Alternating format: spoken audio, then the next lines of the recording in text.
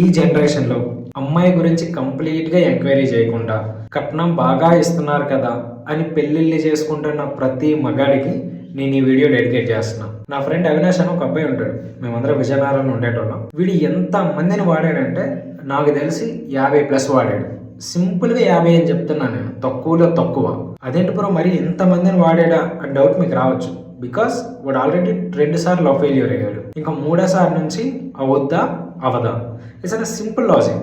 వాడి మైండ్లో వాడు చాలా బాగా ఫిక్స్ అయిపోయాడు అని పర్లేదు, కొంచెం బాగుంటాడు కాబట్టి హైట్ ఉంటాడు, సెట్ అనమాట. ఇందులో ఒక గ్రేటెస్ట్ థింగ్ ఏంటో తెలుసా, అమ్మాయిది మన సైడే. ఇంకో 10 రోజుల్లో పెళ్లి పెట్టుకొని వీడితో పడుకోవడానికి వచ్చింది. నా ఫ్రెండ్స్ అంతా విజయనగరంలో ఉన్నారు కదా, నా పెళ్ళికి నేను వాళ్ళకి చెప్పాలి అని చెప్పి కార్డ్స్ పట్టుకొని విజయనగరం వచ్చింది. ఇంట్లో ఏమని చెప్పింది, నా ఫ్రెండ్స్ అందరికీ చెప్తానని వచ్చింది. కార్డులో ఒక దగ్గర పడదెంగి వీడితో రూమ్లో 3 గంటలు పడుకుంది.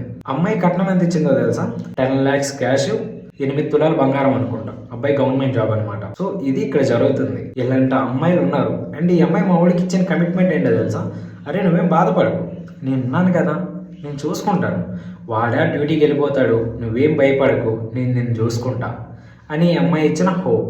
సో ఇక్కడ నేను చెప్పేది ఏంటంటే, చాలా జాగ్రత్తగా ఈ జనరేషన్లో ఆచి తూచి పెళ్లి చేసుకోండి. లేదనుకో రేపు ఒకడు పుడతాడు, నీకు పుడతాడా వాడికి పుడతాడా అన్నది మాత్రం నీకు తెలియదు. అరే నేను ఎవరిని ఉద్దేశించి నేను ఈ విషయం చెప్పట్లా, ఇది రియాలిటీలో జరుగుతుంది, కాకపోతే మీకు తెలియట్లేదు అంతే. సో పెళ్లి చేసుకుందాం అనుకుంటున్న మగాడికి ఈ వీడియోని ట్యాగ్ చేయి.